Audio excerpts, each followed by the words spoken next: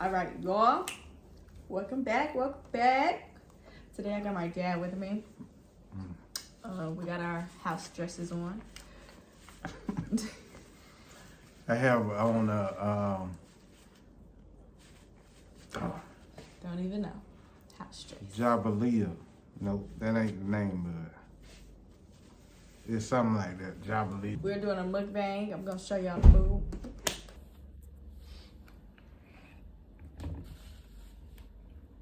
All right.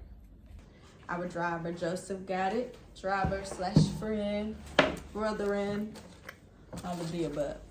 He got it for us, and then we're about to tear down. I ain't know I was finna be asking no question. I That didn't wasn't say the you plan. have to ask questions. Oh, That's not what I said.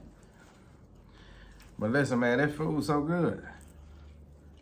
Woo! Grilled chicken with barbecue sauce.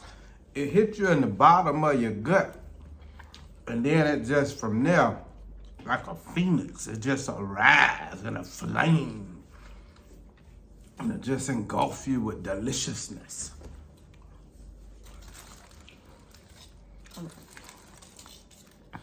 So let's start off. What's your name? Who you asking to? Who is? Oh. Michael Malcolm is my name. Where you born? Where you from? Put down for your city.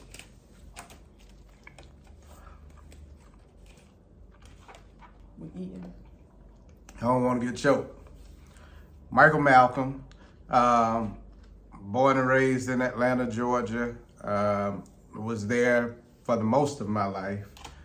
Did military service and therefore wasn't there in those moments. But other than that, for the most part, I've been in Atlanta my entire life. All right. Talk about your childhood. Mom, dad, siblings.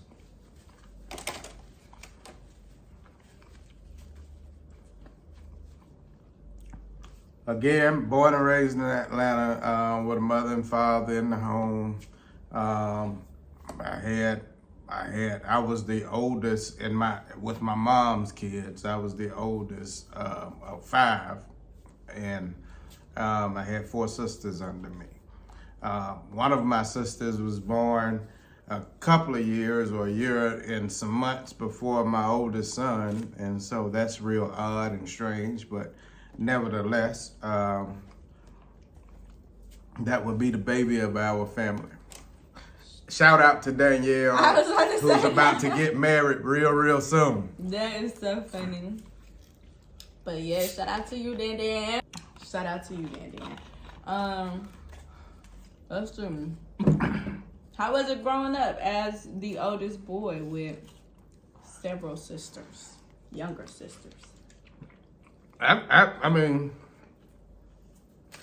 how was it growing up with younger sisters and me being the only boy in the house? To be honest with you, it was real demanding. Not in the way of bashing women, but just the amount of responsibilities, because I'm not only a son in a house full of women, but I'm also the oldest. So I became a caretaker and caregiver in a lot of ways to my siblings, and so I can't say it was necessarily the best, but I definitely can't say it was the worst either. What it did teach me was the value of women and how to respect women as my peer and versus my subordinate. Good answer. I can say as his daughter, he does a pretty decent job of that. I think he's gotten better over the years as well.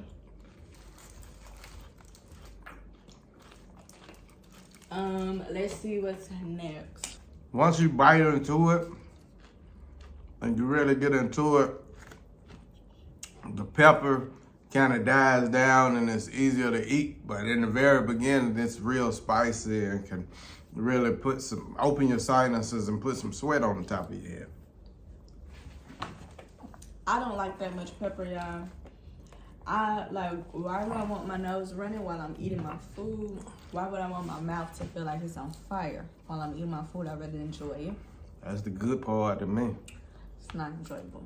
So Joseph knows that, and he did what I needed him to do. My food is great.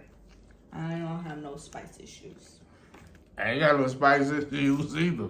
His nose is running. Y'all can hear the sinuses that came out of them, man. You can hear it. I ain't got a problem with it, is what I'm trying to tell you. That's why I'm sitting over here with this pepper. I'm Nigerian. We like our spice.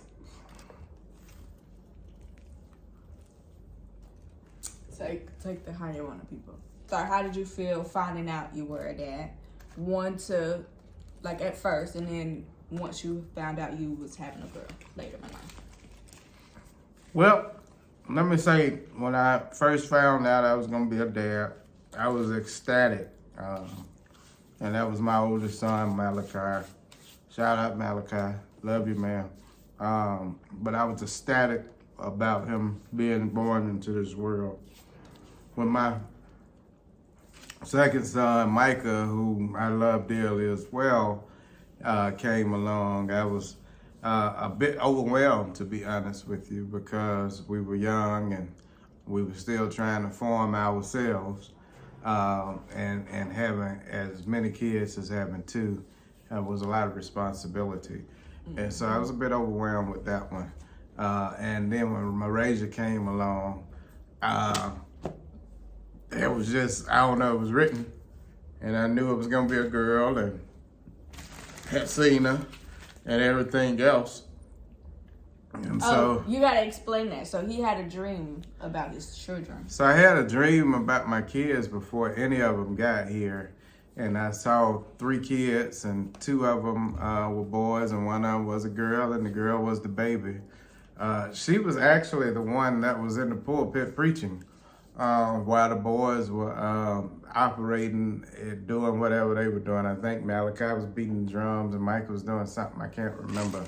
But they were emulating the services that they had seen me lead, as well as being a part of. And it was just, it was something that I saw prior to them getting here.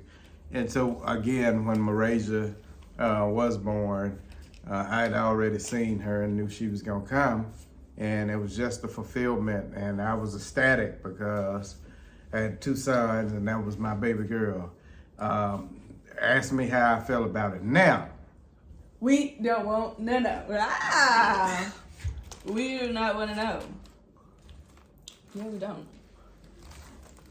I think we're not close in age, but our birthdays are a couple of days apart. He's born August 31st. I'm born September 3rd.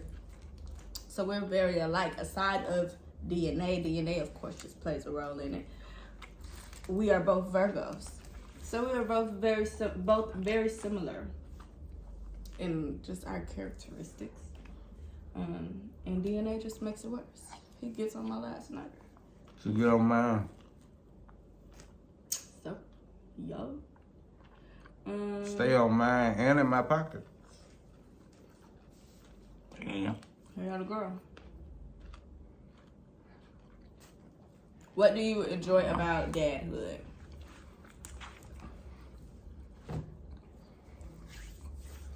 So my enjoyment about dadhood was seeing them grow up, from little babies to being who they are today, the various aspects of their growth. Because in their growing, I also grew. I learned. My kids have taught me so much with life and how to deal with other people and situations. And it's just in their growing. Mm-hmm. So my greatest enjoyment was just seeing them grow and being a part of that experience. What didn't you enjoy? What I didn't enjoy about seeing them grow up. Well, about dadhood. Well, let me be honest. In a practical way, anytime I saw my kids hurting, I know with my oldest son, he experienced a lot of health challenges growing up, and anytime I had to go through that with him, it was a pain. Because you don't want to have your kids sick and hurting and you can't do anything about it. And that's the feeling that you get. It's a helplessness that it is traumatic, to be honest with you. And it takes a lot to get through and get over. The other thing that I didn't like about them growing up is again, them growing up is both a blessing and a curse. So as they grow up, they get to a point where it's like something snatches them out of their bodies and they're replaced with these little assholes. And you have to endure these little assholes until they get kidnapped or they abandon them and they bring back that pureness that you had before. I'm still waiting on Malaysia. I ain't got there yet. I was gonna say we're not supposed to. I'm waiting on somebody to bring me back my baby girl, cause this one right here I'm not sure about. But seriously, it's a blessing and a curse. Just really, again, seeing them grow up, because in a real sense, their personalities change, and I joke around about them being snatched up, but the reality is, if you want to keep them children their whole lives, if you want to keep them kids their whole lives, then you're going to struggle as a parent. As your kids grow, you're supposed to grow. And so the difficulties that I might have experienced when they were growing, my kids taught me this. It was because I wasn't allowing for them to grow. Once I allowed for them to grow and embrace their growth, even with Malaysia embracing her growth, then I'm able to let go. And at this point, it's just an advisory role if she asks, or if they ask. If they don't ask, then I don't say anything.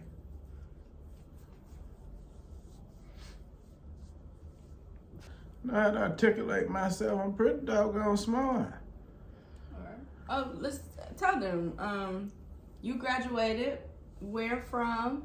From several places. What do you do for a living? So I graduated from seminary, from the Interdenominational Theological Center. Shout out to ITC. And then I went on and got my Master's of Business Administration from the University of Georgia, Terry College of Business. So yeah, I'm actually a pretty educated Igbo. Oh my gosh. Why you? Oh my gosh. Yeah, since we've been here and he has, found his people, found his home, I guess, he ain't let it go. Why would I let go, y'all? It's not that you need to let it go. No, that's not what I'm saying. Then what?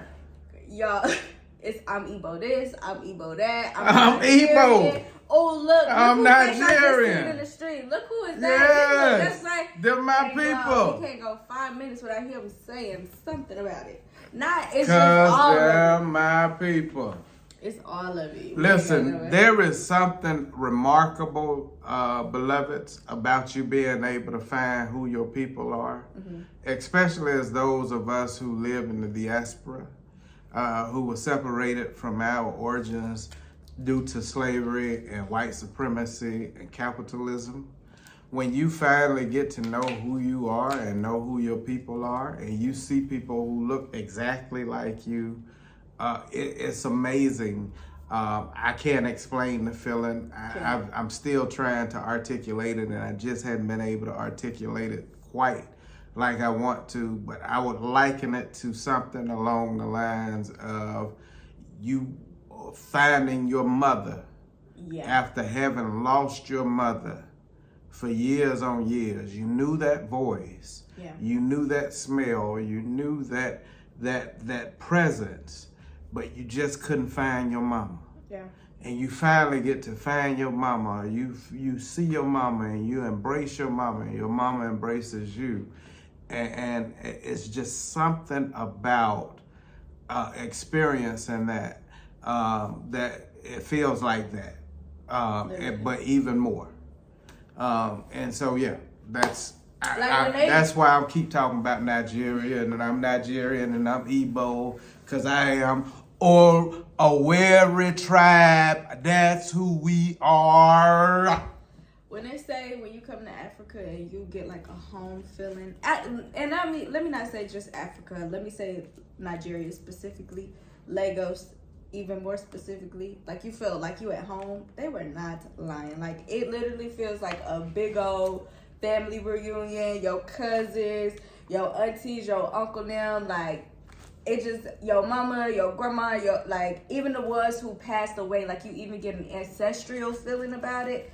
It feels amazing. Like, I don't know. Like, can you feel this anywhere else? I don't think so. Or let me at least say I haven't felt it anywhere else. So I thoroughly enjoy it. Yeah, I've never felt like this before in my entire life. And I'm almost 50. Yeah. It's almost like you're learning everywhere you go to. Like, if you are someone who enjoys, like, hands-on learning or I don't know, like you gotta see it, you gotta feel it. You will enjoy being here because everywhere you go is something new. It's something to learn. It's something that just catch your eye that you ain't never seen nowhere else back in the States. Or even if you seen it back in the States, it don't compare. Like, y'all, we see cows, we see calves and goats just grazing along the side of the highway. And yeah, you probably see that in the country if you from the country, but I'm a city girl. I ain't never seen that before. That is different. It's nice. I like it. Because they don't worry about you. As long as you ain't worried about them, they are not worried about you. And I enjoy that. It's very nice to see. Mama. So, you are a married man. Yes, let's get into the marriage, y'all. Because I don't know. But I just want to get into it. And I think the people would like to hear it too. How long have you been married? Why you scorching your face? Because I'm trying to figure out what you're talking about. Getting into it. Let's get to it. I have been married for, how old, Malachi? 27. I'm 23, 27. 28 or 29 years. Which one? One of them. One of them. You're supposed to know which one. What's the date? Listen, where's the end? I've been married longer than she been living. Who cares about a particular year? We married and we've been married forever. No. You need to know the year. Bless you. How did you grow as a man during your marriage? Well, I honestly got married young. Yeah. And so there was a lot of growth that I've gone through growing or in marriage. Again, I grew up in marriage, meaning I got married, when I was still a youngster, still had youngster tendencies and youngster behaviors. And so in that, I had to grow up from a legit to be up to who I am at this point. And really at this point, I'm still becoming. It's a never-ending journey and growth if you're open. And so how have I grown in marriage? I've grown tremendously, and I'm still growing. Okay. What would your advice be for the young people? Either in marriage, single, I love it. Well, I mean, I don't have any advice for single people. I'm not single, so I would be remiss if I tried to give advice to single folk. For married people, I would say if you want to stay married, or if you want to be married, stay married. That means that marriage is a commitment, and you've got to make up your mind whether or not you want to be committed. There is a big debate in the world about whether children or marriage is more of a commitment. Which do you agree with either? Which do you agree with? What do you say? I don't understand that.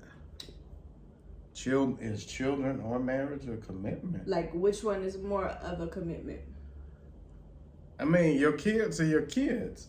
even if the marriage fails, those still your kids. You can't walk away. Well, you can walk away from your kids, but you're derelict in your duties as a human being if you walk away from your duties as a kid, as a parent. If you and your spouse don't make it because you grew apart or because of some people financial situations, some people emotional and other things, some people just living their truth in their later years, whereas then they were conforming at that point. But nevertheless, they decide to free themselves from one another. I don't think that equates to parenthood in any way, shape, form, or fashion. So you've made this journey to Nigeria and have decided that this is going to be your place that you settle in. One, what made you come to this conclusion without your parents even advice about it? What made you come to this conclusion? And then secondly, what are your plans? Okay. So to answer the first question, I didn't feel like I needed any advice on how I wanted to live out my life. I felt like I could make that decision on my own. Like, and to a certain extent, I did ask, not exactly how you probably would, like, maybe not verbatim, like maybe I didn't ask, like, how do you feel? But maybe I asked, like, I don't know, maybe I asked questions around it, just not exactly about me moving. To who? To like my mama or something, like if Okay. Yeah. She ain't say nothing to me, y'all. Not a thing. I didn't, like, still, I don't feel like I needed it. From nobody, honestly. I really didn't. But what made me do it? I know that I can explore one, myself. Like I talked about my roots, my ancestral roots. I knew that I could explore that here, but I also knew that my money would go longer here. Whether that be business opportunities, me just living day to day. I knew that if everything failed, I would be okay if I decided to come here. I don't know why I felt that without me ever coming here, but I truly did. I felt that way. Yeah. I knew that I would be okay if I decided to let this be my end all be all, in a sense. I'm still young, so we don't know. So, I plan to continue to work in the States for as long as I can. Alongside that, I am also building up my platforms, my social media platforms, to be a second form of income. To also invest into other business opportunities. I do want to start a business here, an exporting business. I don't want to get too much into it, not just yet, but I do plan to start an exporting business while I am here. Okay. How do you feel, me leaving? I think I'm proud and scared at the same time. You my daughter. You're my baby. And so having you leave is scary because I won't be here all the time to oversee you. And I understand that that's life and I won't always be there to oversee you anyway. Yeah. And so for me letting go of you to do this is scary, but it's necessary. And I'm super proud that you jumped out and you decided that, hey man, I'm gonna get out here and make this thing happen on my own. And the hell with what somebody else got to say about it. I mean, I love that for you. And really not just love that for you, but wish that for me at times, So yeah, it's cool. It's cool and it's scary. Definitely scary. Yeah. But let me say, in that, that's where my faith kicks in, and I have to, excuse me, lean on my faith in that aspect, and that when you raise up a child, and you show them the right way, they can go wherever they want to go, but they always come to that foundation or that point, that settling point or that balance point. And I can only pray and hope and have faith that God has given us enough wisdom and that we've been able to pour into our kids, that when it comes down to their foundation, they find that place that's balanced and stable for them. Mm-hmm. How you feel I am with that, like finding that place, that balance? So out of my kids, me and my wife joke around because I tell her that my middle son that's her child, and then she tells me that Marasia is my child. I tell her that she had her girl, and she tell me that I had my boy. That's crazy. And Marasia is my little boy. That's my junior. That's my junior. So in that, Marasia is the type that you can't tell her that. You got to experience it for herself in order for her to really understand it. That's scary for me because I don't want her to bump her head in order to find out, and I got to let her bump her head in order for her to find out. Sure. So yeah, it's you are the epitome of who I am, and that you gonna find out. Definitely gonna find out. Yeah, and that's how I feel about it. She gonna find out. I feel the same way. Like through it all, it's gonna be okay. It's gonna be okay. I don't know if it's gonna be okay. I'm just saying she gonna find out. It's gonna be okay. How it turns out or what that comes out of that, that's on between her and God. But I'm saying she gonna have to find out. And he's saying I'm gonna have to find out, and God keeps telling me, Marisha, it's gonna be okay. Then hey, you go with God. Me too. That's what I'm doing. Yeah, you gonna find out it's gonna be okay. Yeah. I'm with that. That's my prayer, that you find out it's gonna be okay. Thank you. Yeah. So how is it? How do you feel about like leaving your family? You the only one that you know of that's you. Yeah. That's here. Yeah. Everybody else is a continent away. Yeah. How do you feel about that? I deep down feel about that. Not that surface, oh, I'm gonna be all right. But no, how do you really, really feel about that? I am sad that I am leaving, but I'm happy that I can show my family that it's so much more. I'm happy that I can be the one to be like, we don't have to live in America. We don't have to stay in America. If we wanted to all jump the ship and come back home, we can do it. I will start it for us. I don't mind. I do not mind starting it for us. That if that's what I have to do, if that's what I was put on this world to do, start the journey for my family to go back home, I am okay with that. Even if I am the only one who chooses to come back here. I'm saying come back. Y'all ain't never been to this place. But even if I'm the only one to come to Africa, I've been right, that's true. But even if I'm the only one to come to Africa and settle here, I know that I will be okay. And not just because of the people that I've met, but because of the feeling that I have. Okay, I get that. I get that. Mm-hmm. And that's good. Mm-hmm. But how do you feel about knowing you're here and everybody else is a whole continent away? I'm sad. I am sad. Maybe there's like, I don't even have any doubt. Like, I don't know. Like, I don't think that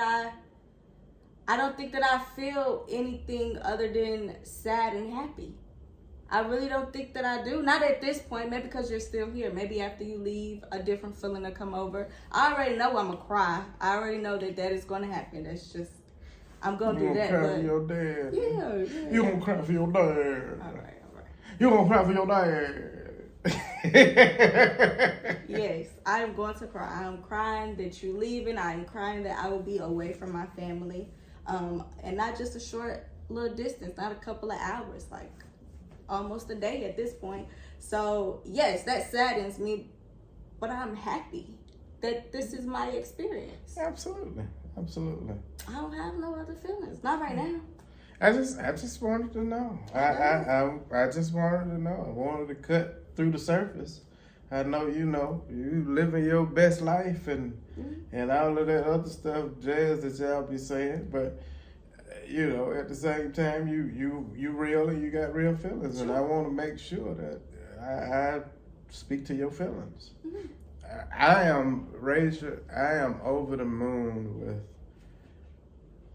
excitement and pride for you having the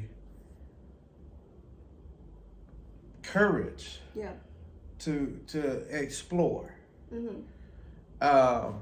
So many have the opportunity but don't have the courage. Yeah. You have the opportunity and the courage. Yeah. And so I'm absolutely, proud. Thank you. As far as you being alone, heck, I'll be here and I'll be back in a couple of weeks. I mean, it's just, I don't know what to tell you. I don't see the thing of where you'll be by yourself as often. But you will be by yourself often. I mean, and I think that's what you look forward to. Because that's your what I do. You get to do your thing and be you. Yes. Just keep it off the internet, man. I don't want to see that mess. That's all I'm saying. Everybody don't want to know your business. It's like a little bit. Oh, Jesus. Y'all pray for me here. Pray for me. Oh, we gotta live our life. We are not here to please the people around us. We are here to please ourselves and God. That's it. Don't think I'm problem. What is this child I raised? The people want to see. What is this child I raised? Somehow, the people want to see. Ain't that right? Put in the comments. I want to see. You're gonna see. I won't see. I'll let your mama talk to me about it. You might have to watch. You ain't gonna see nothing crazy though. Like I said, I don't like my business out there like that. I'm very private. I am. I could have been started this, but no, it wasn't for me.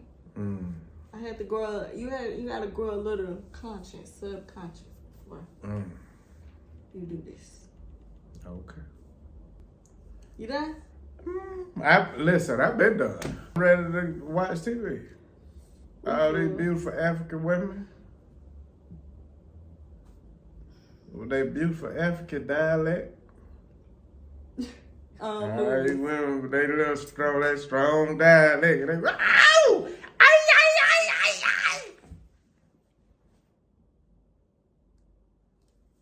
I guess, y'all. They ain't got nothing to do with it. Well, y'all got to meet my dad a little bit. We ate a little bit on the camera. I don't know what else to tell y'all. It was good to me.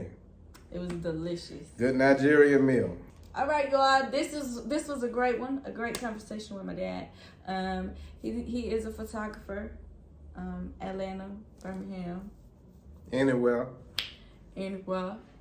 Get at him. I'll put his information. Even more than that, y'all, I'm Igbo. He's a Nigerian man. I'll show y'all. In the vlog, y'all can see this full. It's real cute. I'm gonna go give me about 10 more. Yeah. My husband, he messed up. He may not be the best husband in the world, but he is a question. Excuse me.